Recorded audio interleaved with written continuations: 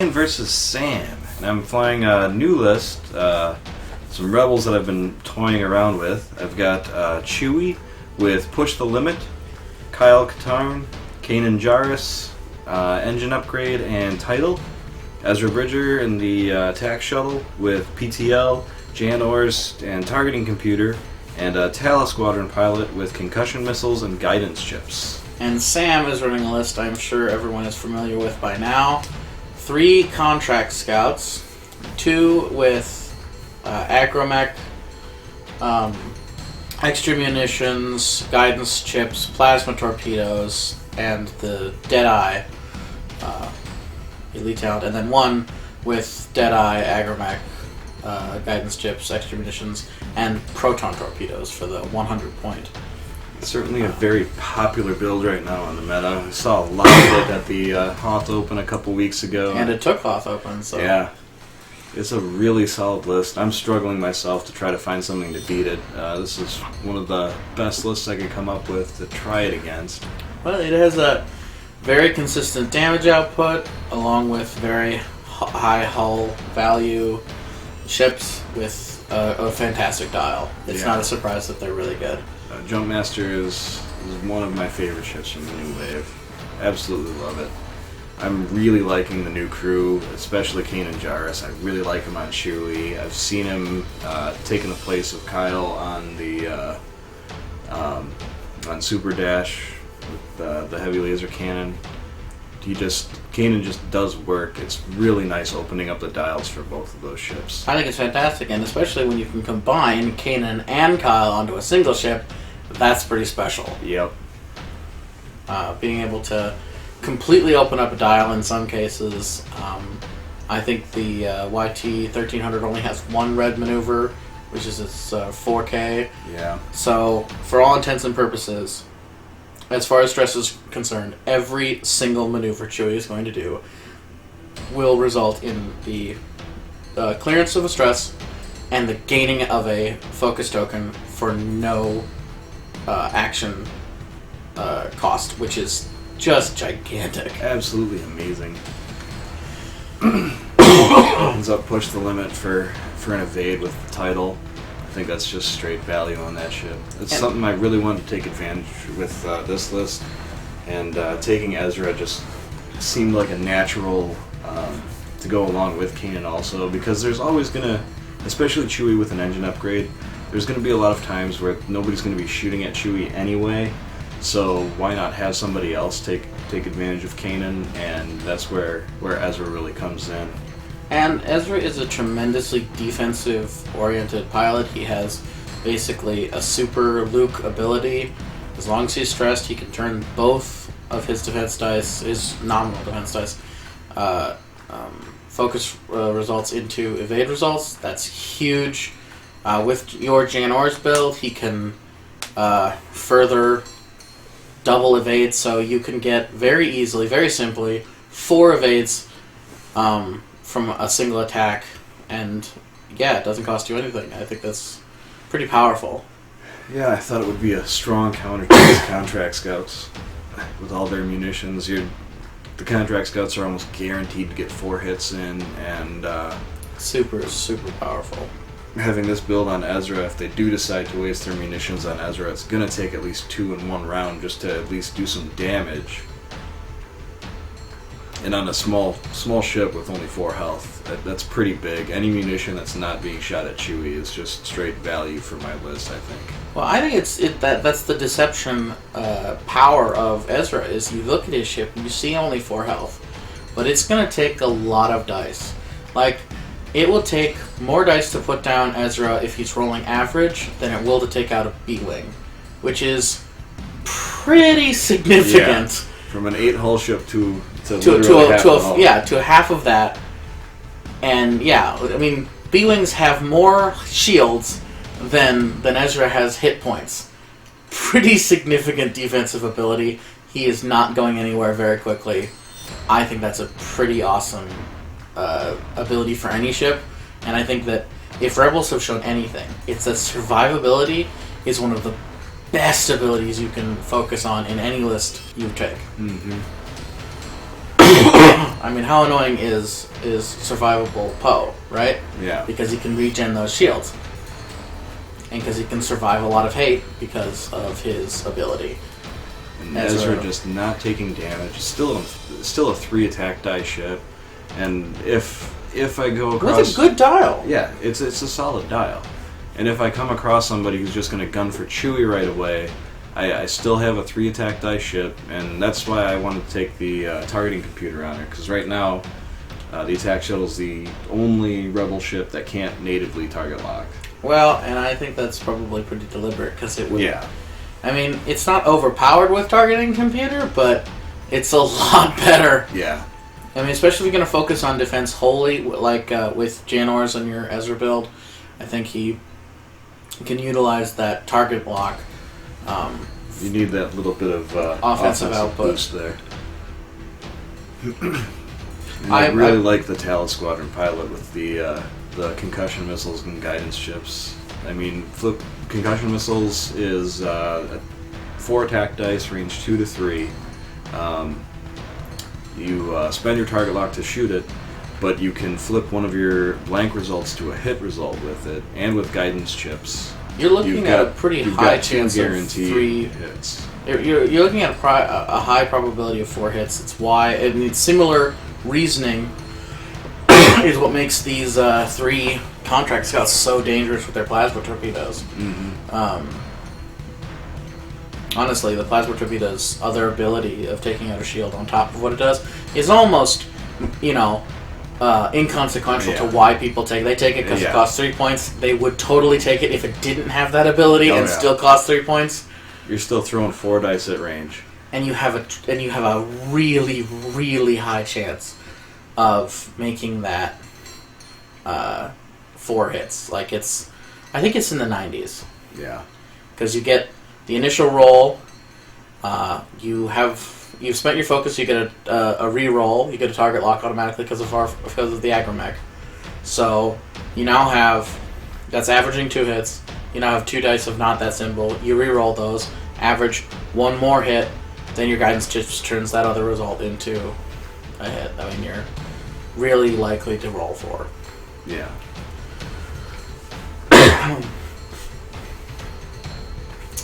It's probably looking pretty scary for Ezra and for that Tala. 3 contract scouts all pointing in the general direction. Yeah, I really expected him to gun for Chewie right away. I didn't. I think Chewie's the main threat. I mean, Chewie's the threat that's gonna last the longest. But I think he was just banking on the smaller ships just being easier to kill. Remove models.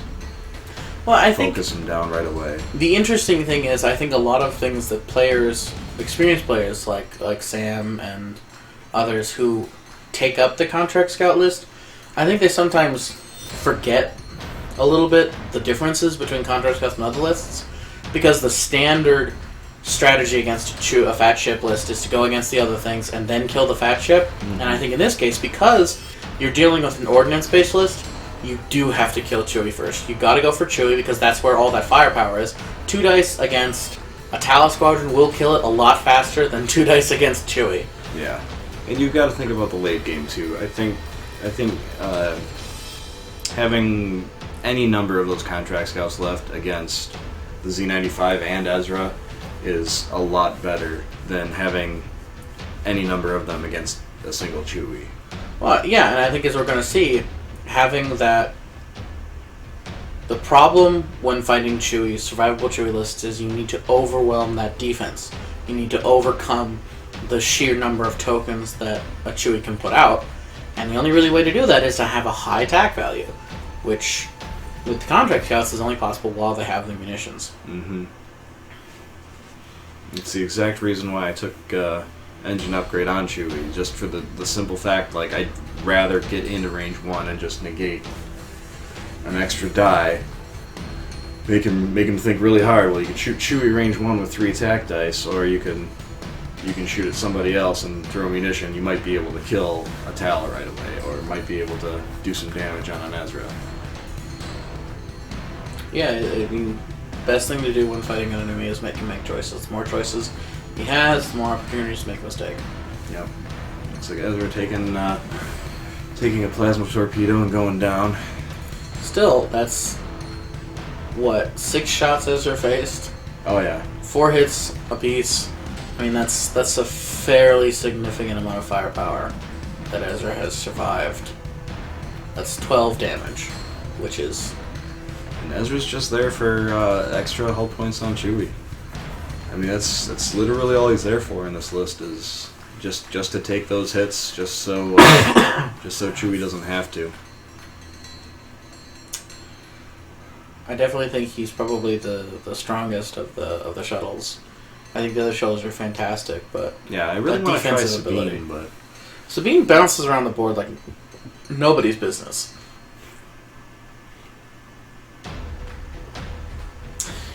And I think here we kind of see the strength and sometime weakness of the contract scout list. It sure looks kind of bad for Brian here because he's down a ship and there's still 3 ships. They've got ordnance, stuff like that. But if you look at the damage, really all of them are basically out of shields. One of them is a little bit damaged. There's not much more firepower that has to be expended to kill each one. Which is strong for the early engagements because it means that it's more difficult to kill a ship and reduce your firepower. Mm-hmm. But now that we're in the late game and the munitions are starting to be expended, starting to be gone, it means that it's taking less effort to kill an individual ship a turn, which is a big deal, I think. Certainly got more damage on Sam at this point, but but now is when I need to start removing models. I can't play the attrition game anymore. Something has to die here. Here's that hot white 2 sloop. That's so powerful. I mean, the Jumpmaster really has just a fantastic dial.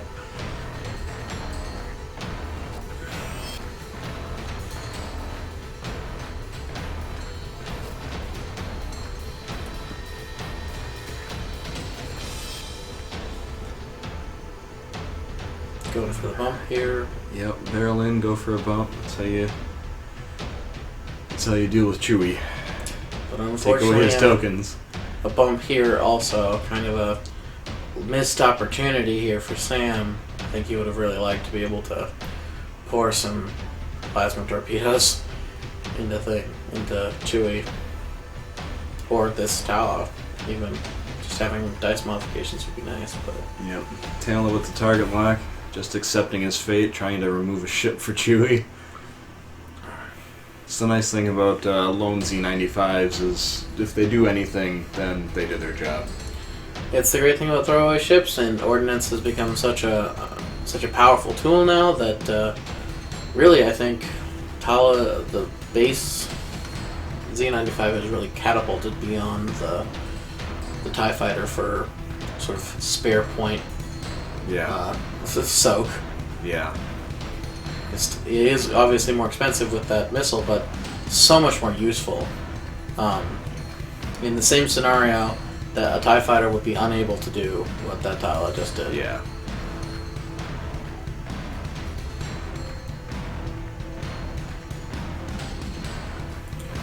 And unfortunately, after he does his job, he dies.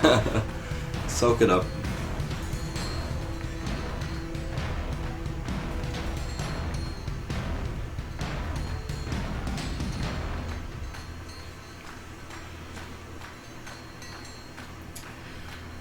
I thought this was an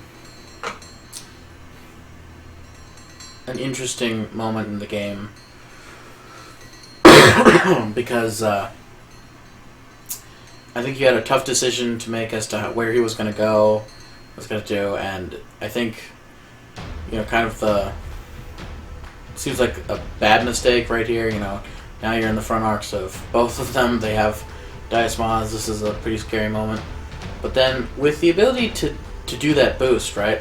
Like, I think that's so powerful to be able to change the kind of like engagement distance. And here you're out of you're out of range of one of them, so you're actually really helping yourself there. So I think... Mm-hmm. And a Falcon going 4 forward and being able to boost is just really ridiculous, especially off of a push turn and getting a focus on top of it. Yeah, I mean, it really demonstrates the value of this build, I think. Certain, Chewie purists might be like, oh, there's no R2 or there's no C-3PO, you must be doing it wrong. But here, we can see, you just control the board way more with this Chewie build because he can go anywhere, always have actions. I think in the end, it's a lot, less predictable, so it's even harder to bump. Yeah, I think the thing that clicks for me with this Chewie build so much is I really liked playing the push the limit decimators with engine upgrade, and this feels very similar. A little bit more powerful than the decimators that I'm used to, which I think is why I enjoyed playing it so much. Sadly, Sam's a little over eager and he bumps. This has been a big problem for Sam in this game. I think the lack of actions that comes from that has really hurt his ability to damage this particular... Well, he's still got a target lock up from last round, so... He does. Which is just ridiculous. And having that target lock, and with Deadeye being able to use that target lock to shoot his munitions here... Yeah, I think we're about to see just exactly how much damage. Those contract skills, they almost don't care about bumping at this point. It's like if it still has a target lock up, all it wants to do is just be in range. Well, I mean, you have to expend the target lock to do the missile. They definitely would prefer to be able to expend their focus to Deadeye and use their target lock offensively. Yeah. But yeah, this does demonstrate that is not a necessary component for their ability to deal damage, which is an impressive qualification for them. It looks like the other one just barely in arc here.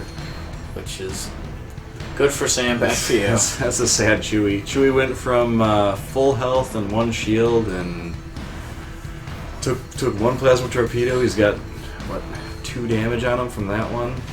And looks like he's going to be taking quite a few more. Yeah. I mean, that's his last shield. Takes 3. And now the next one is going in, shooting its torpedoes.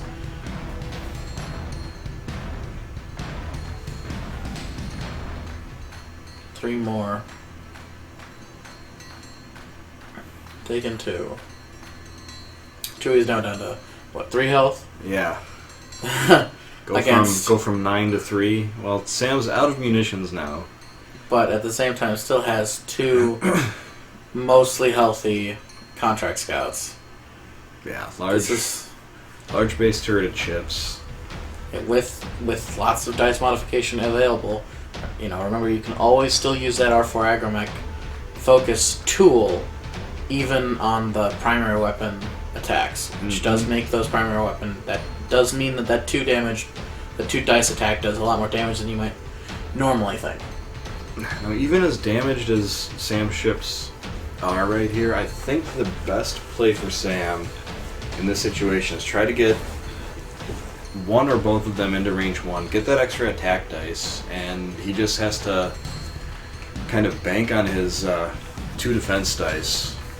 Which is, yeah, it's certainly not a bad thing, but having that extra dice, I think, is well, and you're a lot less likely to use your focus offensively when he's got 4 hull. Yeah, because Chewie's down to 2 now. Yeah, because Chewie's down to 2. You're not going to spend that focus. Even if you roll 2 hits, 2 eyeballs, you're going to be like, no thanks, yeah. I need this to live. Yeah, unless I can guarantee one of those ships going down, it's not worth... It's not worth the risk. Yeah. Because right now, you roll 2 hits, 2 eyeballs, you spend it, and he rolls 1 symbol, and he's got a focus, and then you have just really hurt yourself. Because now he's got 2 ships that can potentially shoot you, and he only needs to do 1 damage from each of them. So, now this is the block. I think this would normally be a good move, but I think in this case you really need to be doing as many attacks as possible, as consistently as possible. He can't capitalize on the block at this moment, So I think in the end it actually it doesn't hurt him per se, but it doesn't help him. Yeah.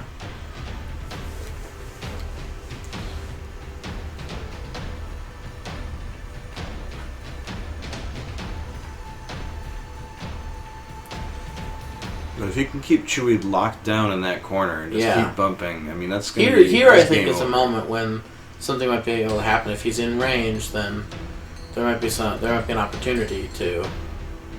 Yeah, 2 health, it's, there's an opportunity here.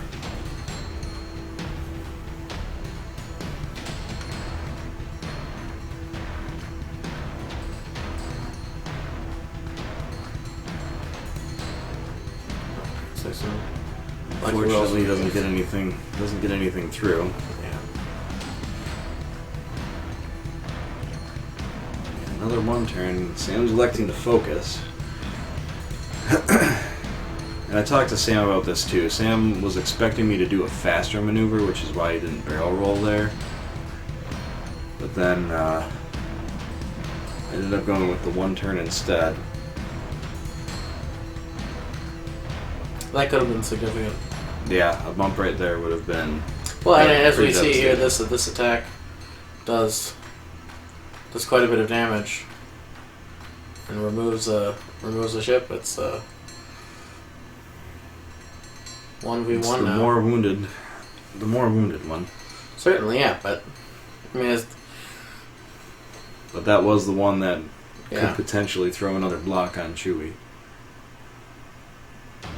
Now Chewie is down to 1 health. I think. Yep. Counter down 7. 1 health. That is one scary moment. Well, Chewie's always going to have an evade, and he's always going to have a focus, so... Yeah. You just gotta rely on that 1 evade base.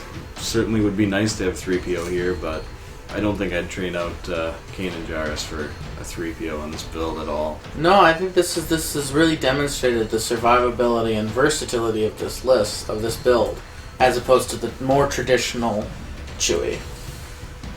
Opted for the boost there. I think Sam's down to 3 hull on his ship. It would have been possible for me to take him out at range 1, but I think it's in my favor to engage only at range 2 and range 3. And with the positioning that we have right here, I'm in a good spot to keep it that way. Well, if he lives, he gets 3 dice to your 1. Yeah. And, I mean, he rolls 3 hits. It's bad for you. Yeah.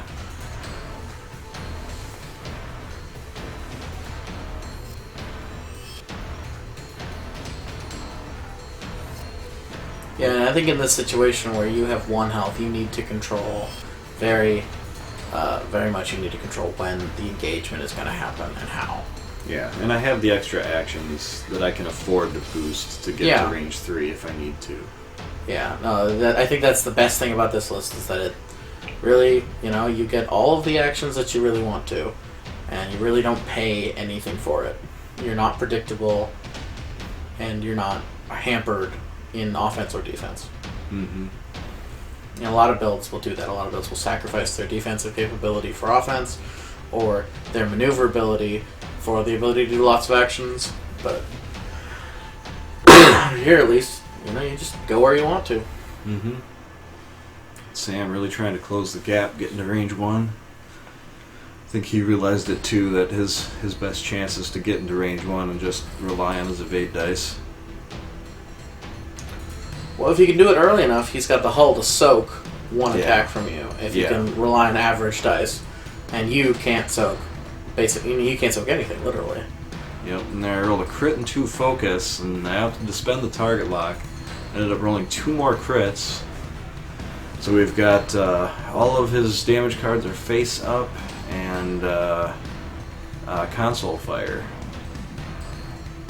So the last Jumpmasters down. It's 1 health to 1 health right here, and he's on fire.